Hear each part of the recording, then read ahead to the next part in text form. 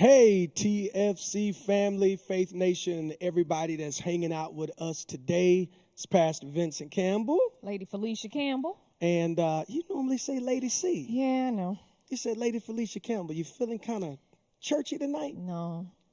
Feeling like you're at a convention? No, my sleeve's out, so surely I don't feel churchy. Yeah, you'd be put out. We are here, if this is your first time, for our monthly relationship talks. It's called The Table. Some of our best conversations have happened sitting around the table. Some of our most challenging conversations have happened sitting at the table. And so tonight, that's what we want to do. We want you to pull a chair up with us, take about 55 minutes of your time, and let's talk around relationships. Now, the way that we do this, we bring up various topics, and we have some questions that have come in, and we'll also be monitoring our phones. If there's a question that you want to have answered, you can put it right there in the chat, and we will do our best attempt to answer your question based on the time that we have and the information provided. But we would always want to invite you to go ahead and just down in the bottom left corner, if you're on Facebook, if you just click that share button, I promise you it's not going to hurt you. It's going to help somebody because people will see that we are on. One of the things that we do is we talk relevant information about relationships. How important is that from a church setting, ladies? See? So I think one of our staples has been, when it comes to relationships, that we are going to talk to people honestly and transparently, which means sometimes approaching those conversations that when I was growing up in church weren't normally tackled.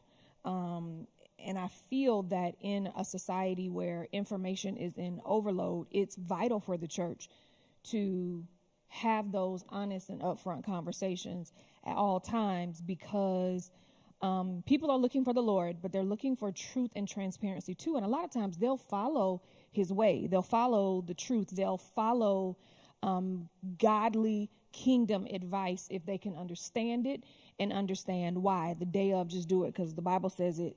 In theory, the statement alone is over. Yeah. People really need the understanding to understand why and how this is going to affect my life. Absolutely. So what I'm going to do, I'm going to jump over on Facebook and see who's hanging out with us. And if you want to tee up our first question, you can. And I'll turn my volume down on my phone, and we'll make this thing happen. How about that? All right. So a couple of questions that came in earlier. This one was pretty interesting to me. It said, what's the value of being a friend first before calling each other boyfriend, girlfriend?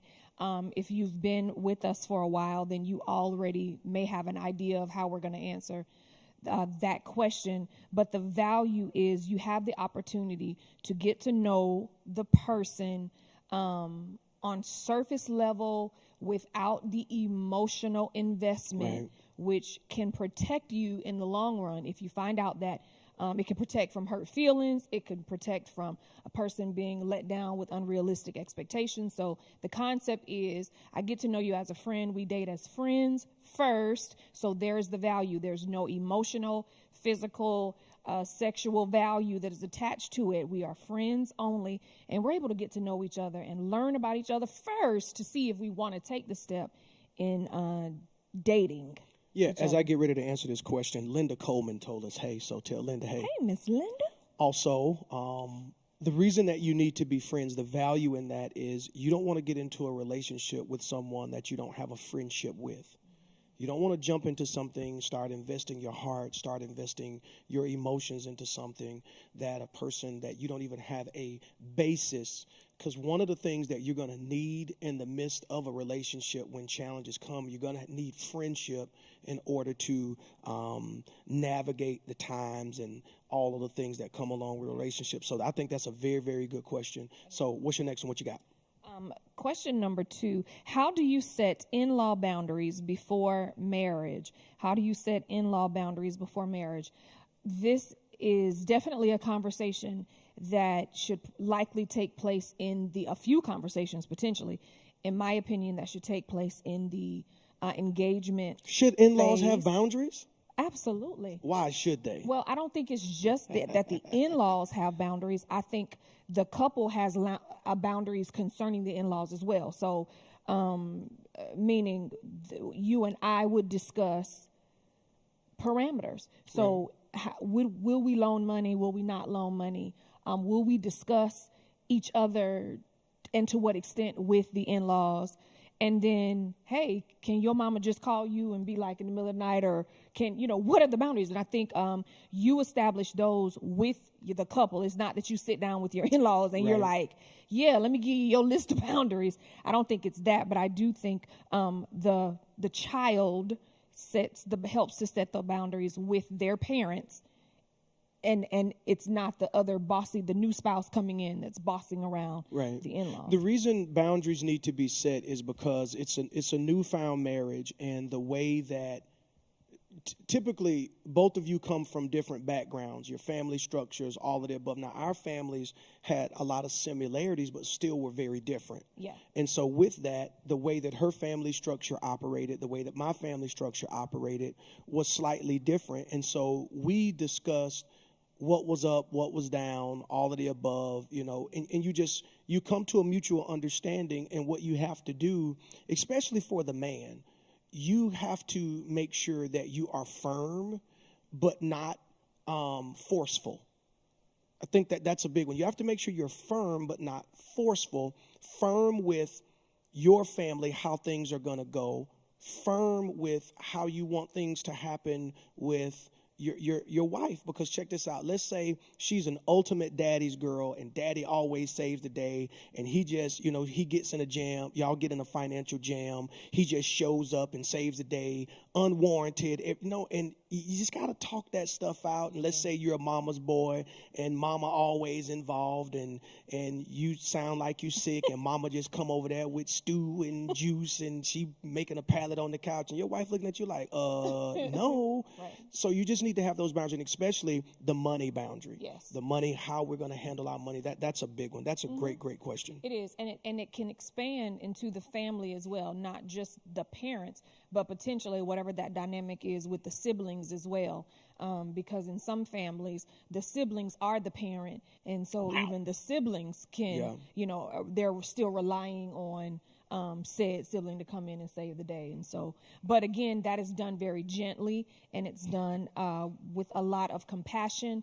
But again, to be handled, in my opinion, if it's my parents that need the boundaries, I set that standard versus sending my husband into the firing squad. And then let's say, we're in this marriage, and I'll use one that's very, very common is a mother-in-law. Yeah. And so it may take time for you all to sit down with her and say, honor her, you respect her, and let the mom know that she's valuable, you appreciate her wisdom, but for your marriage, this is the way that it needs to work. And here's why both of you need to sit down, because it's a unified front. Yeah. It's not the son has to go, and then, and you sitting, well, did you tell him what I said? Did you tell her? Did you tell her everything? And that boy didn't tell his mom everything because she got him. And it's just a unified front. This is how we're going to do it. And honestly, we've been blessed. I got the best dad in the world. I'm his favorite out of everybody. I'm his favorite son-in-law. Mom, I was her favorite son-in-law, out of everybody. She really loves you for real, though, even though you were the only one. But no, I think she probably love me more than you, but that's a different topic. No, that's my girl, and Mom, you out of everybody, you're her favorite daughter-in-law. Yes, I am, and Mommy loves me for real, and genuinely, and it would be a whole situation if somebody were to come for me. Yeah, absolutely. All right, what you got? Next one. When should you introduce your child to your new partner when dating as a single mother or father? Never. You know what? I have thought about this question, though, ever since the person sent it. We're on the bridge. What happened? What we doing? Oh. This reminds me of when I proposed to you. Does it? It does for me. I just remember water. I don't remember a bridge. Was a bridge there? Yeah, it was a bridge down. Could you not fish? But it was like a gazebo. Anyway, go ahead and answer your question. Go ahead. So there is. What was the question again? I love you. Okay, wait a minute. The question was, when should you introduce your child to your new partner when dating as a single mother and or he father? is not your uncle. That is correct. And so I think this, when you've passed the dating as friends phase and you begin to date intentionally, like Yes. we're trying to get to know each other. And if you decide that you two want to date seriously, Yeah. then I think at that point, that may be a good time to introduce the child. In my opinion, here's why: you really need to see how this person is with your child, because they might not like kids and they might like you and not your kid. Right. And you'll need to know that before you're fully vested at an engagement phase or whatever. It's kind of important that it's like the middle phase. So it's starting to get serious, but I'm not all in yet. Yeah, and I think it doesn't need to happen at the beginning, because one of the things, it's very rare that it is a single father, although it does happen. And he's kind of more protective. We've seen it where the single mom, it's way too soon and way too aggressive. Like, this Taquan and Tati and these my kids, and you going to accept us. It's like, bro, I just met you at the club last night. We only ate Waffle House. I just got your number, and I'm not trying to be a dad to your kids. I don't even know if I like you.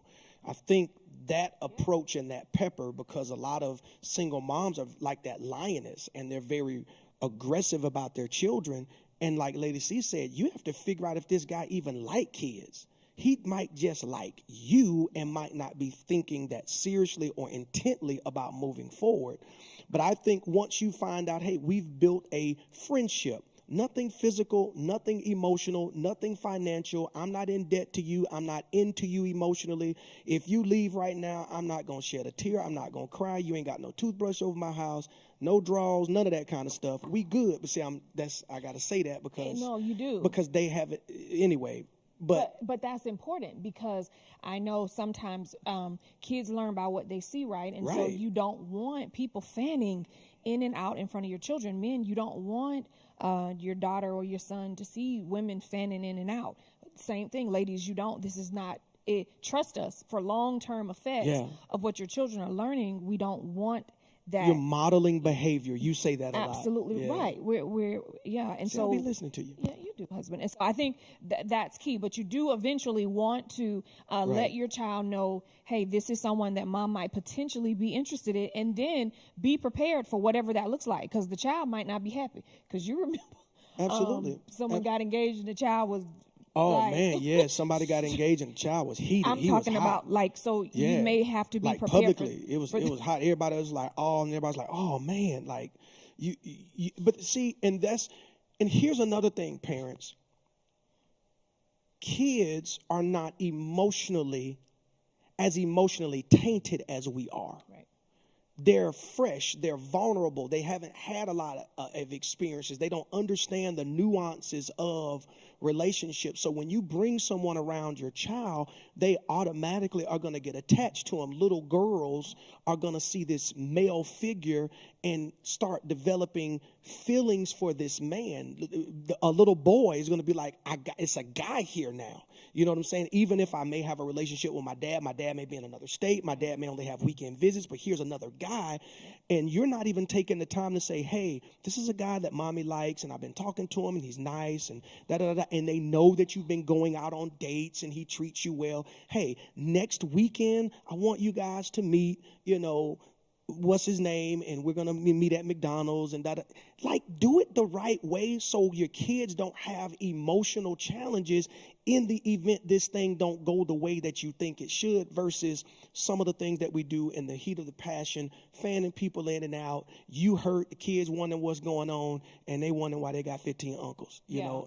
And I definitely agree. And I also would ascribe, and this is just my personal opinion, Babe may feel totally different from it, but my personal opinion, I think if we find that we are ready to bring in, our relationship is moving forward, especially for women that have girls, heck, these days, boys, we may need to do a background check. No, ain't no may no. Sure, ain't no may no. No, we need to do who I one. am bringing into may the no home need to do around one. No, my we kids, need to do one. because so much happens these days. And so, listen, y'all, I mean, we it's one thing to just be trusting with yourself, but trusting with your children is a whole nother beast. Here's a question that came in. It says, back in the day when I was younger, not a kid anymore, but some days I sit and wish I was a kid. We in church, okay. Engaged couples would have premarital counseling, okay, before getting married. Is this something that is important today? Before you take a driver's test, you study for it. Before you take a final exam, you have a study guide. I think before you get into a lifelong commitment, you need to gain wisdom, clarity, and understanding from someone that knows where all the landmines are. Because we jump into something out of passion and we're not understanding we're people of purpose. So many people passionately get into relationships without all of the information. And even with premarital counseling, it still is going to bring some type of challenges along the way. But the thing is, it sets you up for a course of success. I say 100%, 1,000% yes. I agree. Absolutely. What you got? Please. Oh, next question. On me. Yeah, you run into questions. I'm checking out Facebook. YouTube, what y'all got? So they'll pull one over. Oh, it says, when should a mother introduce? Oh, okay, we've already got that one, yeah. Very good. How do you properly address the balance between building a relationship and staying focused on obligations God is giving you, work, career, networking? Pastor and I talk about this all the time. It's not necessarily a balance. It's a sense of priority at the time. When it's time for us to work and the bills to be paid, that's not the time to be in your prayer closet, right? That's the time to go to work. Yeah. So we learn how to prioritize what the need is at hand. And I think what we need to do is stop listening to what society says and just taking it at face value and think. There's no possible way that you can be a multifaceted person and have balance. It's focus and attention. So the first day God created certain things that he didn't even touch until day 5. He was still in balance, but that was the focus. Yep. And as you go in and out of your life, single, married, when you get married, kids, I was talking to, God used to go to our church. He moved away. He has a brand new baby boy, 6 months old. His life is now shifting. So he's like, Pastor, I have to now come home. When I used to work to 10, I'm coming home. I'm playing with him. I'm putting him down. Now I'm doing this. He's still in balance, even though he's shifting. And another word that jumps out to me is obligations. Yeah. Anything when it comes to the Lord, to me, is not an obligation. It's my heart of service.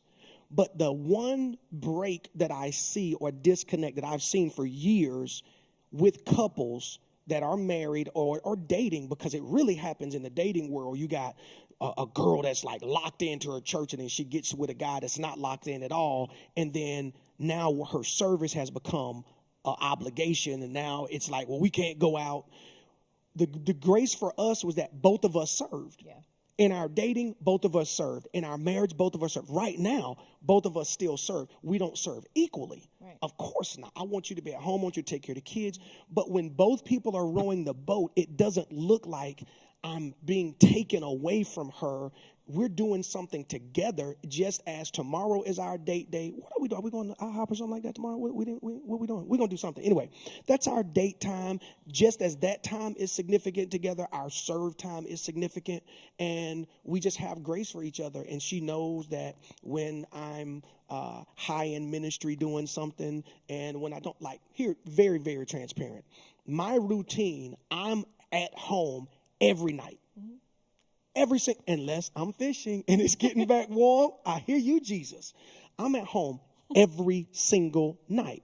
Well, I told her before we came out, got something to do, taking a pastor out to dinner, da-da-da. She goes, okay. Well, she can't say, well, who's going to watch movies with me tonight? You know, when people die and I have nobody to ask who got shot. No, we're in balance because it's just a focus. So I don't believe you can be in balance. I think you have to have a certain amount of focus and make sure everything gets its focus when necessary, and make sure when it's necessary, Vincent Campbell and people that are like me, make sure that when I'm with her, she has my undivided focus. My Lord. I'm still not working and doing different things and Facebooking and scrolling and stuff like that. And it's easy to get caught up in. You don't even realize it, sometimes that it just happens. So I definitely agree. But I do think having the conversations about getting that we are both serving is vitally important. You got another question there, babe? No, you're very good. Okay, so since COVID has impacted all of us, has it revealed any qualities that you have not seen before? It sounds like they are asking us this personally, and I know that I can answer that question from my perspective. I think in the very beginning when we were all at home, I didn't realize how much I appreciated my alone time. And so finding that alone time in the early parts of COVID was very challenging.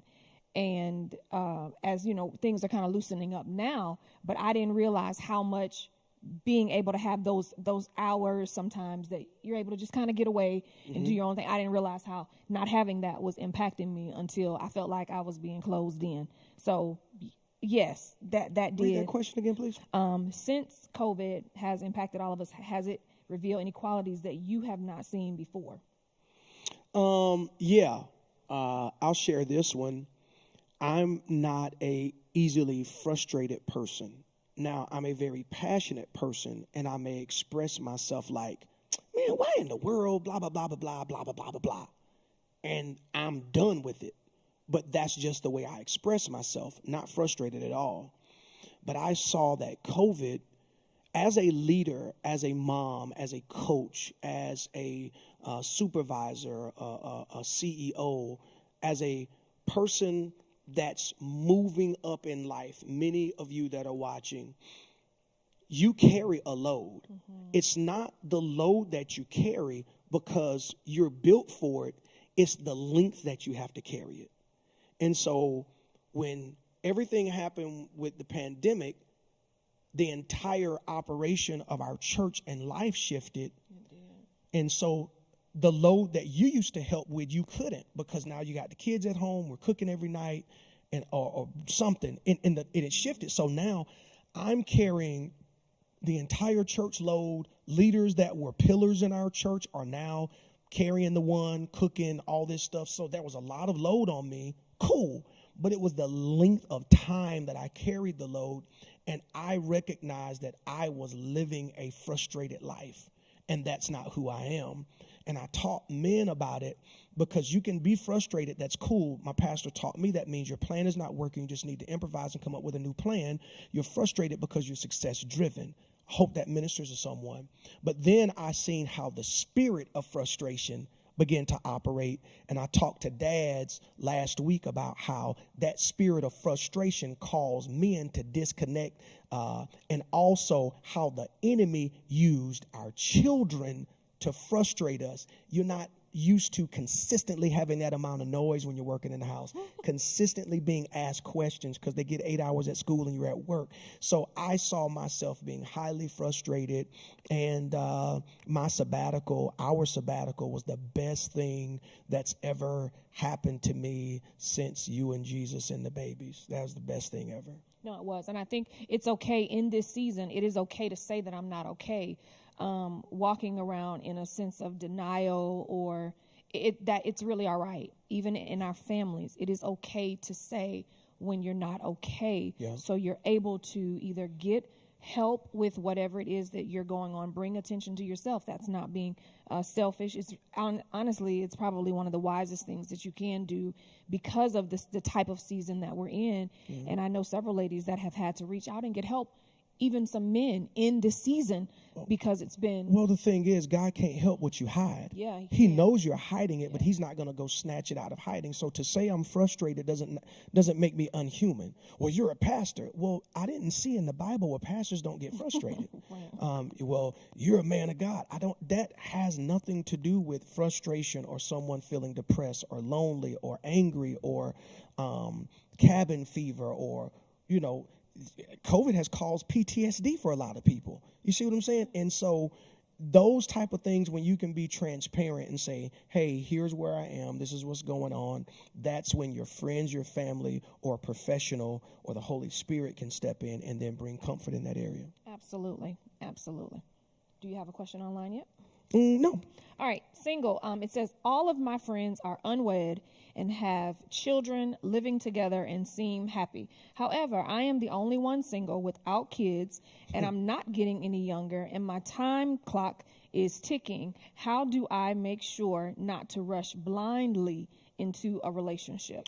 Just because your friends are single and having kids and all of the above does not even constitute being in the vernacular of what you consider what's right for your life, because that's not the designed order.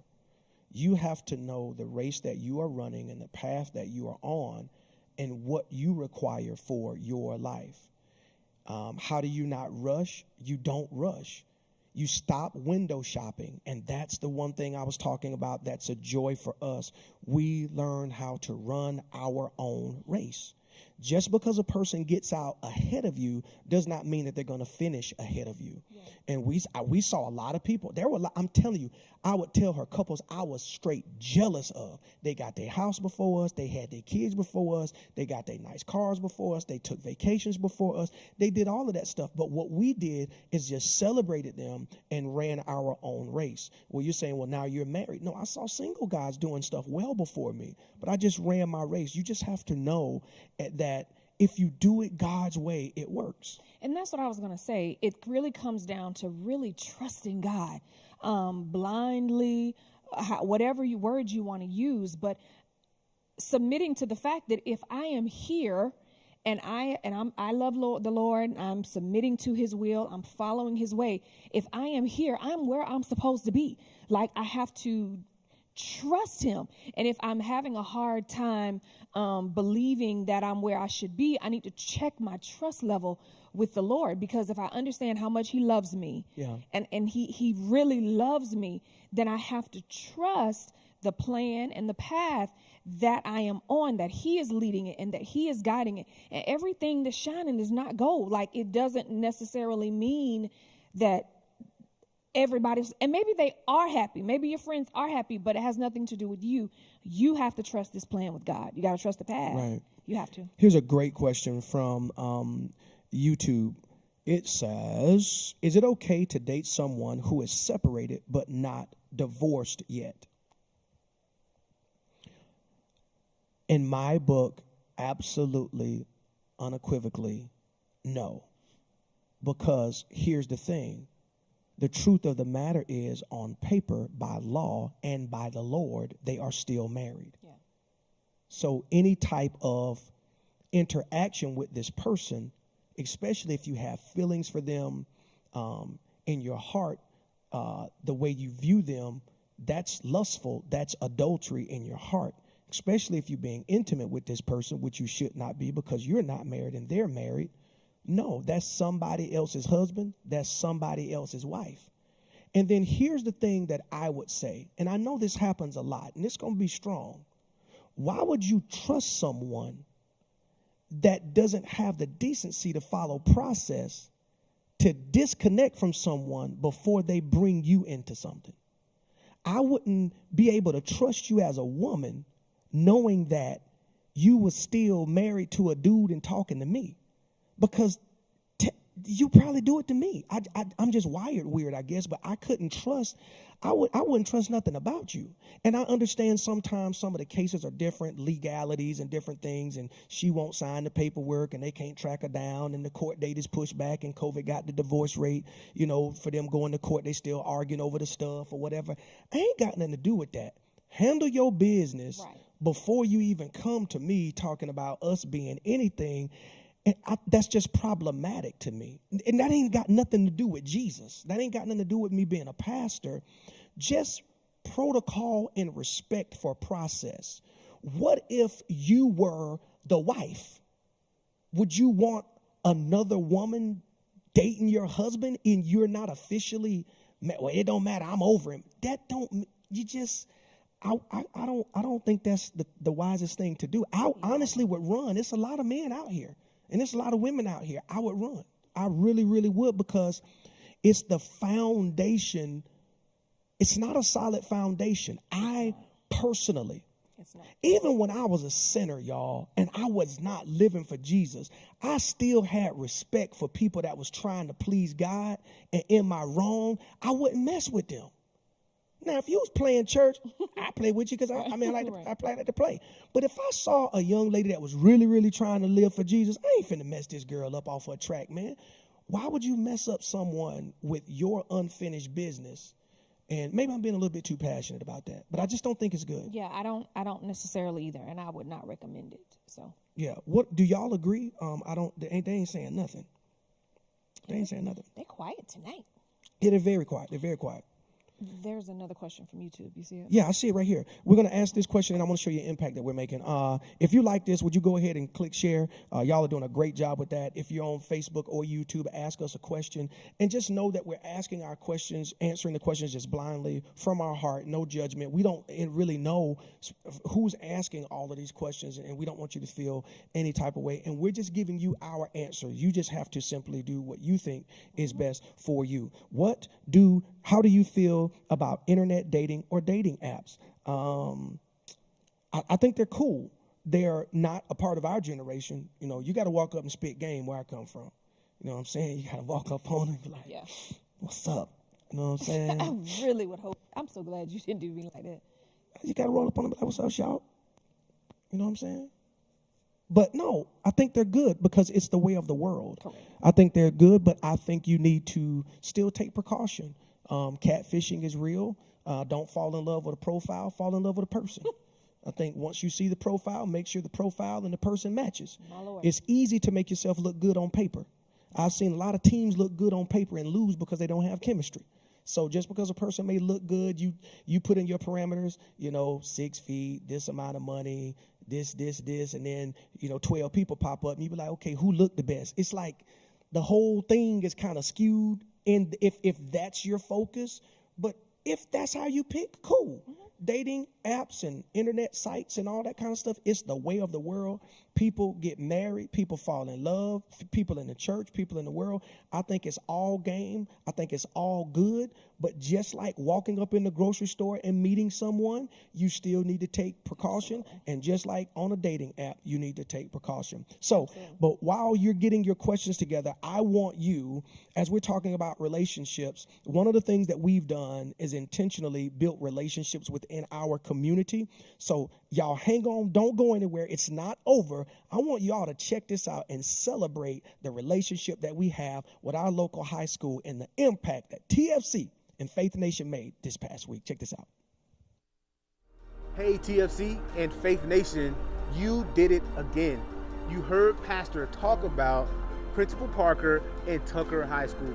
The Cobb County schools, they're all coming back sometime soon here in March. But one of the things they had a need for when Pastor talked with them is the fact that the kids cannot use, or the faculty, they cannot use the water fountains anymore. So what did you do, TFC? You brought them water. Not just a couple bottles of water, you brought them 8,000 bottles of water.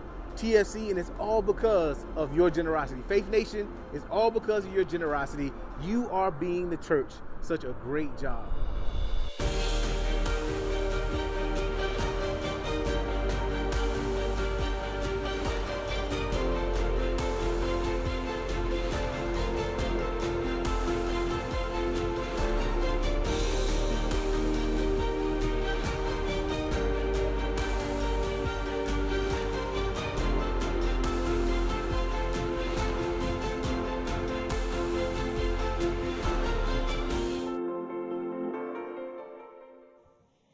Listen to me. I think that's absolutely awesome. When y'all light up the screen on that, And do me a favor, if you would be kind enough, we're a biblical model giving church. There's no pressure, strain, or struggle. There's a link that you're about to see right now. If you would like to give, sow into our ministry, the church, or even some of our community projects, we want to invite you to go ahead and give right now at faithcenterinc.org/give. And not only do we want you to give, we want you to receive. So there's some things that we have for you to receive. So being in this pandemic, as Pastor was talking about it, kind of stretching out, we determined that some of our children needed a little bit more support.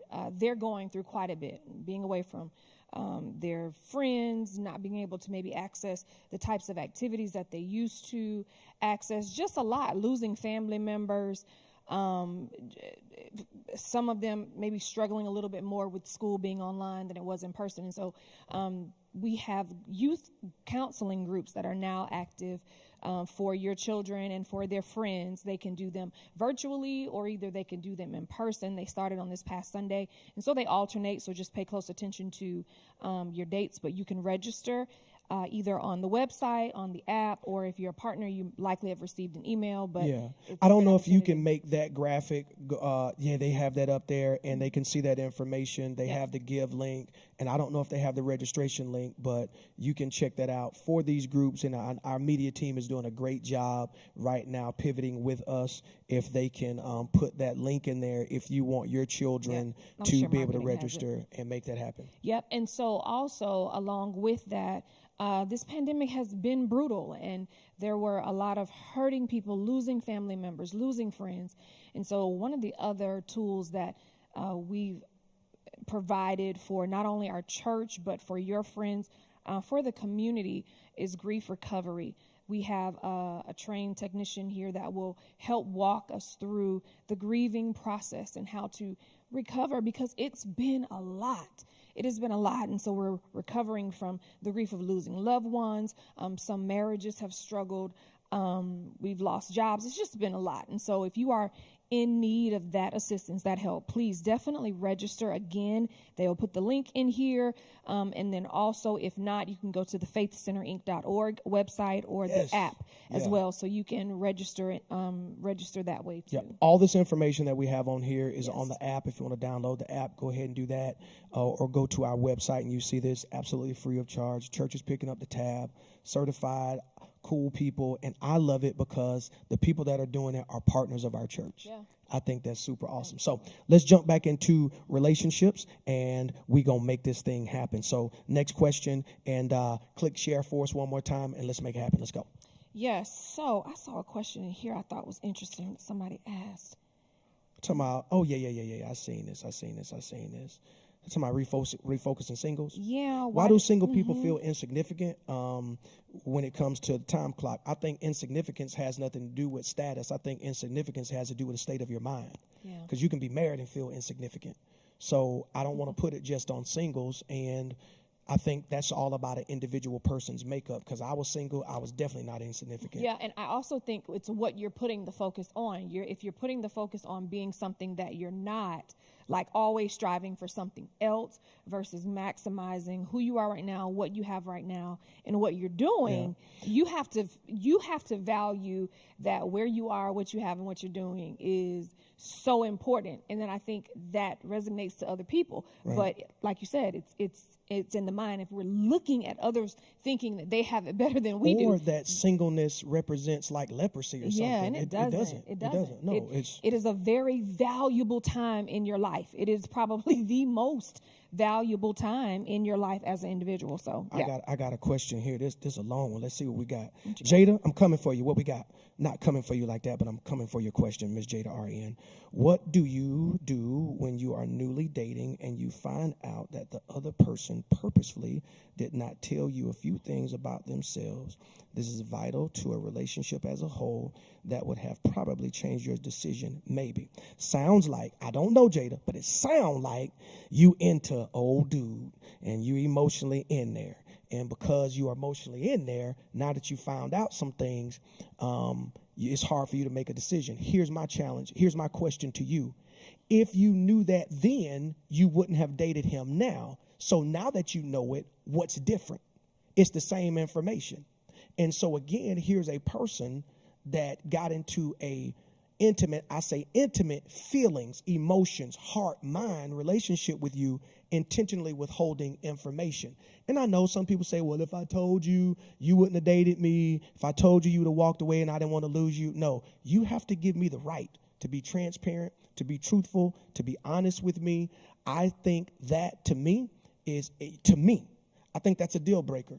Yes. Because I don't know if I could securely go forward with you, because what else do I have to what I have to find out? Well, no, that's it. No, I don't know, because I don't know. What do you say? No, I completely agree. What do you do when you're newly dating and you find that out? I think if it wasn't what you would have gone for in the beginning, it's not what you go for now. You have to stand up for yourself, and we cannot allow our emotions to take charge and run our lives. Our brains have to run this thing. And so just because feelings are involved, now you still have to think they are likely a liar. Like, you only do those sorts of things when you have an intention to manipulate. Well, and that's, I'm not interested in being manipulated. Give me all the information that I need and allow me to make the decision that I want to make. Well, here's the thing. When we were cool, we were dating, and I never forget, I said, it was one day, I told her 3 things that I could not deal with. Yep. Three things. Yep. And I said, tell me everything I need to know about you. Yep. That allowed me to make a decision. Well, no, you don't tell everything. You need to tell me what I need to know, because you know I care about you. You know I love you. I want to lock it down with you. Now, let me know. She let me know some of the hardest things that she felt that she could ever tell me. And what did I say? Okay. Because that wasn't my 3. That wasn't on my list. I don't care. I mean, I understand what you're saying. It is tough. And she was transparent. Right. Same thing. Hey, here's where I am. Here's where I've been. Here's who my family is. Here's this stuff. Hey, you might hear about this right here. If we go in this environment, you might hear about this right here. I ain't got no kids. I ain't got no dead bodies. I ain't got none of this, da-da-da-da. And she was like, cool. And that's how it went. But I had to give her the respect and the honesty to be able to make a decision. Now, if a person can't handle your truth, that's different. I tell my kids this. I can handle the truth. I cannot handle a lie. Absolutely. I can't. If you say, Dad, I slapped the principal. Okay, cool. I can deal with that. It's bad, but I can deal with the truth. But I cannot deal with the fact that you're lying to me. That, to me, is a total deal breaker. Well, they didn't really lie. They just withheld information. It's a lie. Live on sin of omission. You omitted something. How do you deal with effectively dating a person when you have already been intimate with, but now chosen to do it God's way? That is a very good question. Yep. Hey, you're on YouTube. You gotta watch this week's sermon. It ain't about me being dope. I really dig into this week, but I want you to give what you think. I think it's explanation. And you say, hey, this is, I got it wrong. This is where we've been, but this is the road that I'm choosing to go. I would love for you to go this way with me. But if they don't, they don't. And I think, I'll tell you this, God is worth it. His that's way, good. Somebody need to type that. Somebody need to type that. His plan for you is worth, if it is rejection, if the person decides to leave or go the other way, again, you've got to take our feelings out of it. His way is worth it. What you don't want to do is continue on the path where we are hearing God call us and say, hey, trying to reel you in, and we continue down the path that you don't want to do that, because that, ooh. Yeah. And then Jada said, thank you. You're very, very welcome, Jada RN. And I pray it all works out for you. Mm-hmm. And if we need more, hit one of us on the inbox. We'll work with you, okay? But here's what I say. If you're telling this person and they care about you, that I want to honor God, if this person then pressures you, that means they're more focused on what they want versus you being in the right place with God. Yeah. That's challenging, because we have a lot of couples, the way that our church is set, we don't have a traditional church. So we have a lot of people, they come here unwed, living together, maybe have kids or whatever. And as we teach the word, their eyes of their understanding is open. It was like, well, wait a minute, we need to do something about this. We never beat up people that come as churches we grew up in. They say that's shacking. we know what happened when you stay together. We're not dumb. But we also understand that they need the knowledge. They need the information. And when their heart is to please God, they will pivot and make the right choice. You're just pivoting and making the right choice. And I'm telling you, definitely tune in this Sunday. I'm going to help you with some more information. That is so good. Question from YouTube. How long should you date someone without a commitment?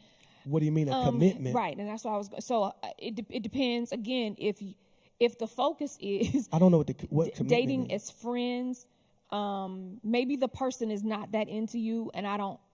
If they're not wanting to move the dating forward, meaning I just I really want to date you now more than just a friend. Yeah. I would like for us to go to the next level, and then, or maybe we are there, but I want to date you intentionally. You're the only person. That's not happening. Then you may have to reevaluate the friendship. Just ask some questions, because they may not want to say it or let you know.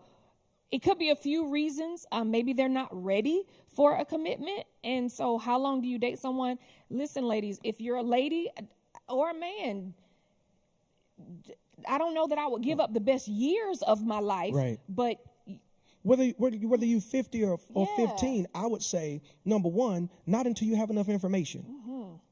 You have to have information. Information drives decisions and choices, okay? I think you also need to have enough information. I think what Lady C is saying, you need to be comfortable. If you're not comfortable, and some people are comfortable without information, and that's just flesh. That's not comfortable. Before I purchase a TV, I need to have enough information. I need to study. I need to take some time and look at it, not just impulse buy, okay? Information, comfort, and then this is going to be a good one.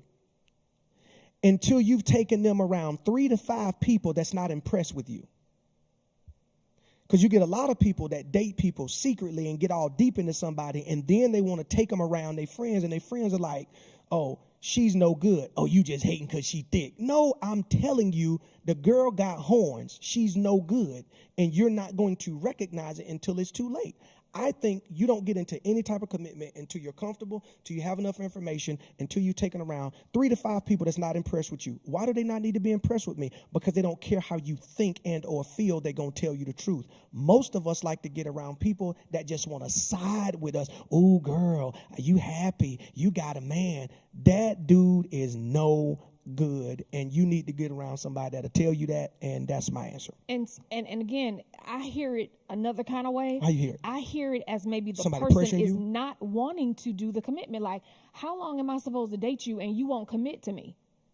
Oh, so you talking about like engaged, or just us be serious? It's like whatever it is. So wait a minute, if we serious, why ain't you committed? What are they talking about? Well, I don't. But that's what I'm saying. So if you can clarify for us, meaning we've been dating for 5 years and I still can't get a commitment, or the person we see each it's time other, to switch to Geico.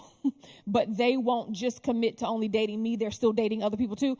That's what I'm saying. If it's the kind of thing where how long should I date someone without a commitment, they might be telling you that they don't want a commitment, and so that may be it. So if you can and if that's clarify. the situation, they might not want to commit because they got everything without the commitment. Right, it could be. We need it's a missing piece. I need a part B to your question. Yeah.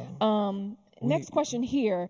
Married with children, my spouse and I are at differences about our children both returning to school during this pandemic and participating in extracurricular activities, clubs, sports, etc. How can we compromise and not penalize our children? That's a good question.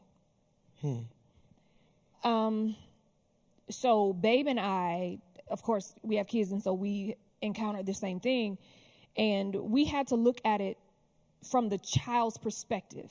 For us. Now, this is how we did it, y'all. Okay, so don't judge us. Don't send us no emails talking about we shouldn't send our kids back to school. This is how we did it. They're my children. You run your house, I run my house. We looked at how our children fared or was faring school-wise as well as emotionally. Their ages depended on it. That is correct. The makeup of the child depends on it.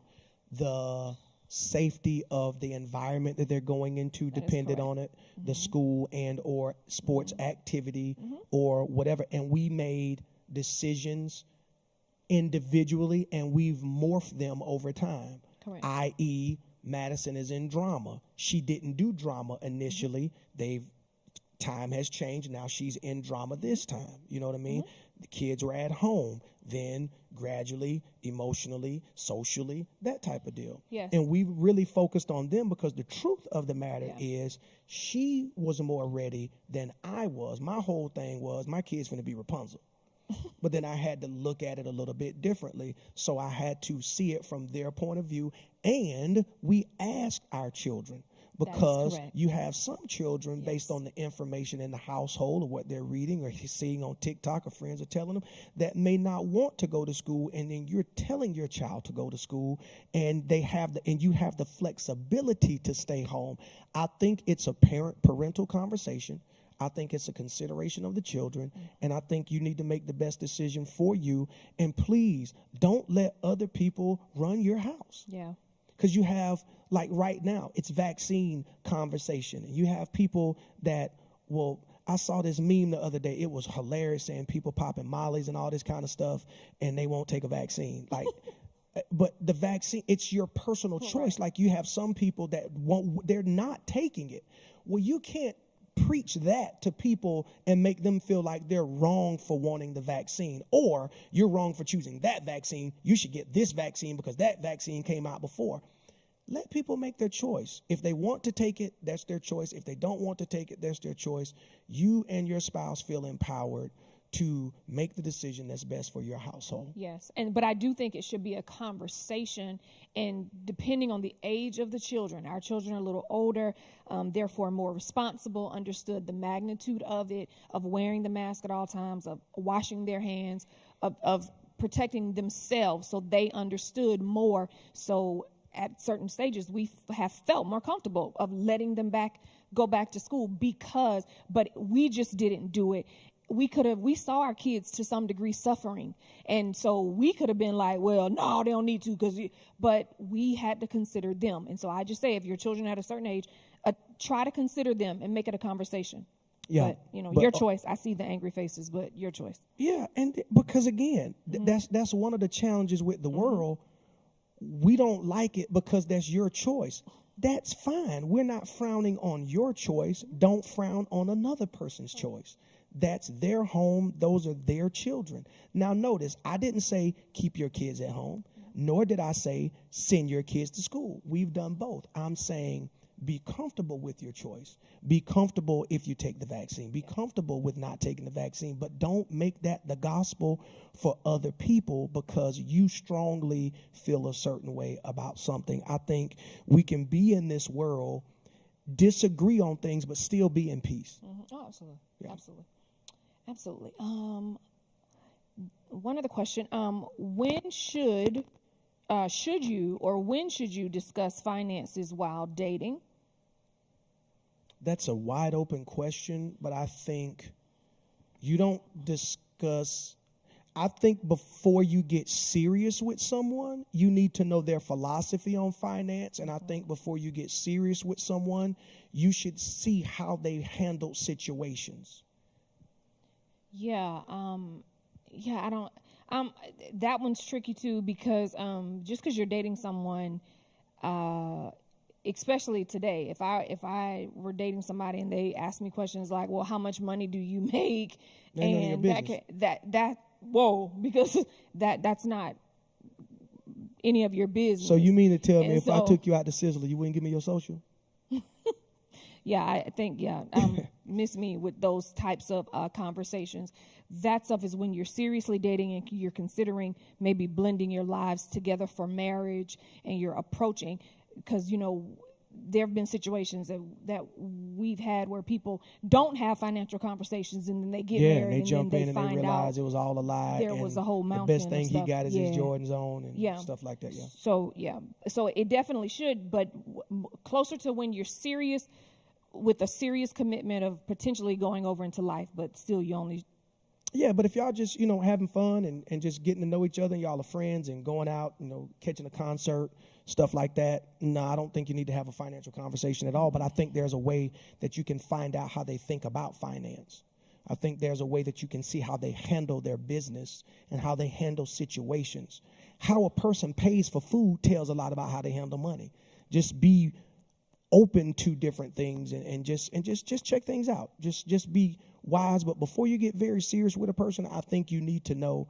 And then I don't know what level of finance are you asking. Like, do they have 401k? What's their beliefs about tithing? I don't know. It's just, that's kind of vague. But I think before you get serious is the general consensus that you need to ask that.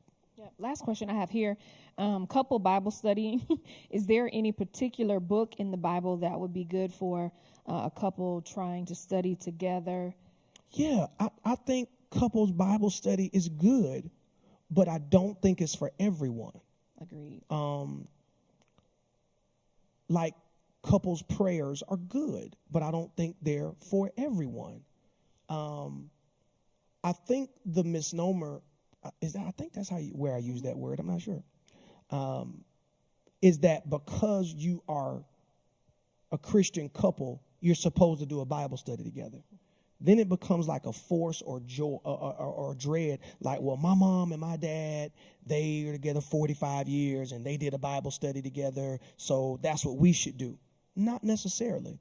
But I would say what book of the Bible you would read, I would say start with Mark.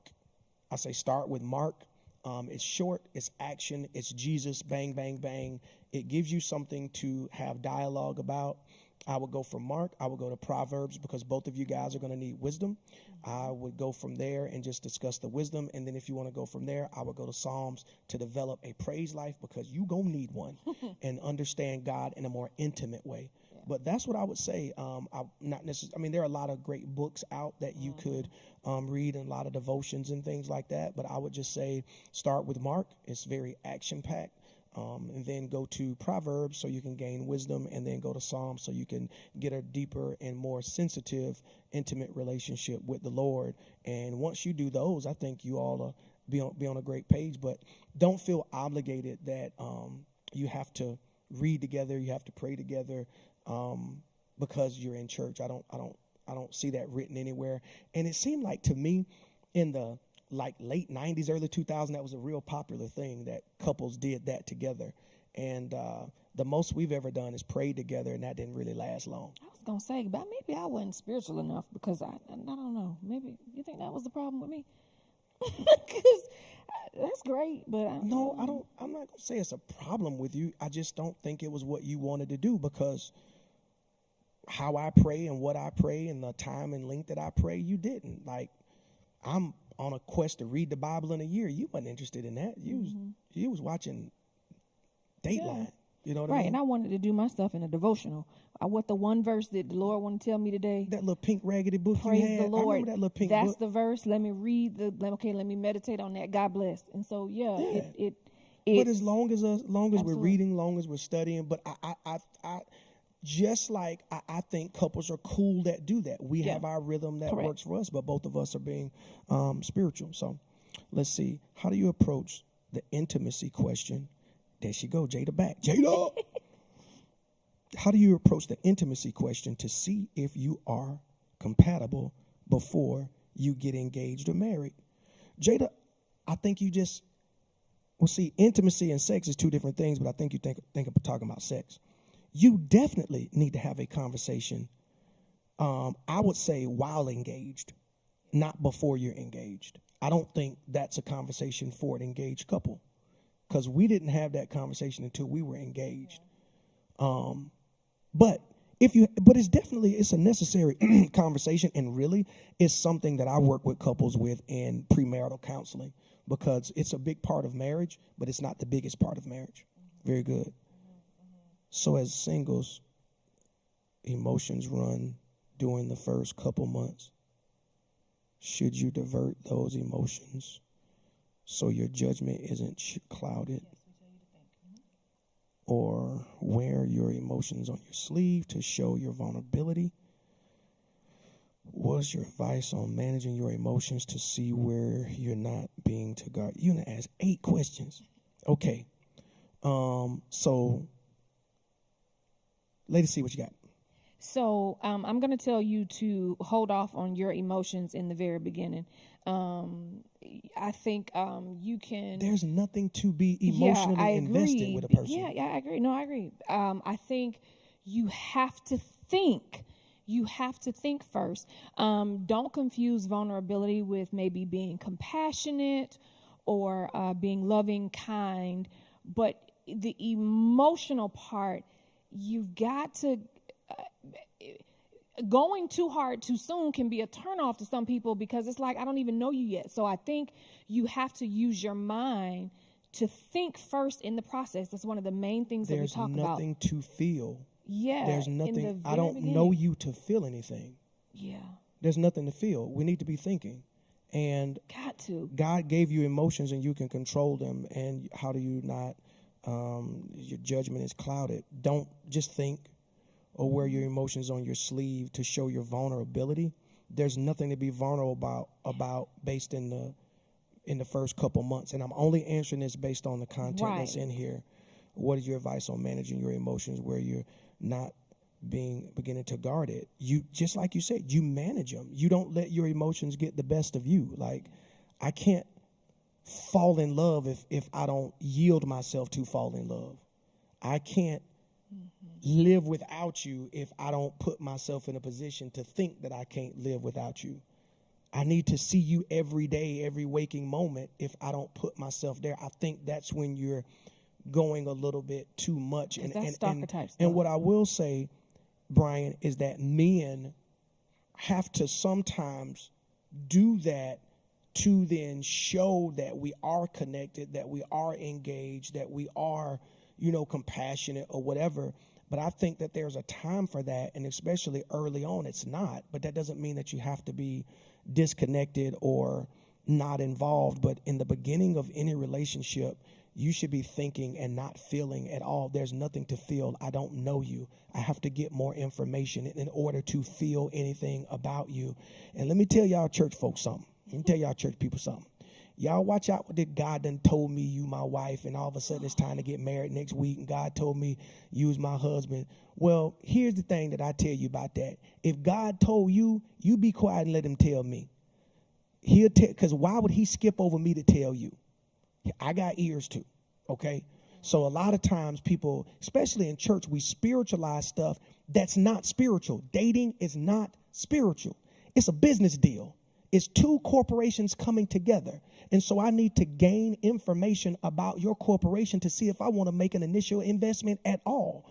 Based on my ROI on my initial investment determines if we're going to merge these companies together in some type of corporation. Now, I'm still on paper as an owner. You're still on paper as an owner. But until we blend this thing and y'all bank become this bank and we come up with a new name, which is a last name, no, we're handling business. There's no need to be emotional in a business transaction. And when couples or singles look at themselves as an entity and a brand more, there's nothing to be emotionally engaged about. And so that's everybody. That's just everybody that's there. So hope that makes sense. And yeah, good deal. Lady C, that's our time. I've had fun. And what you got for us? You want to pray us out? Sure. I just encourage you, whether you're married or whether you're single, to pray for clarity of what it is that God wants your next move to be. Because a lot of times we have all these questions in our heads concerning our marriage, single, concerning our lives. But the Lord, his design was never for us to be confused or ever for us to be frustrated. He told us in his word that he would lead us and he would guide us into all truth. The question is, are we asking him for that clarity? Are we asking him for that truth? And then when he's speaking to us clearly through his word, through his works, are we following through because we like it or don't like it, or we're not following because we don't agree? But I encourage you, and I will pray over us tonight that we can hear him clearly as to what he wants us to do for our lives, the next steps, next stages. Father, we thank you in Jesus' name for this time together tonight. God, I thank you that you are concerned about every aspect of man. You're concerned about our health, our relationships, our social life. You're concerned about our finances. And God, we pray now that we can hear you clearly and we seek your face at this time to know what is the next move. What's the right way to go? Should I continue? Should I stop? God, we pray now that we will hear you clearly and we will see you and we will obey. Not just hear you and keep going, but we will hear you and we will obey whatever it is that you are telling us to do. We know that you love us and we know that you have a plan, and we commit on our end to seek your face and to follow through on what you ask us to do so we can see the reward. If we obey and serve you, we'll spend our days in prosperity and our years in pleasures. And so we thank you so much for your love, grace, and kindness. In Jesus' name we pray. Amen. Good night, y'all.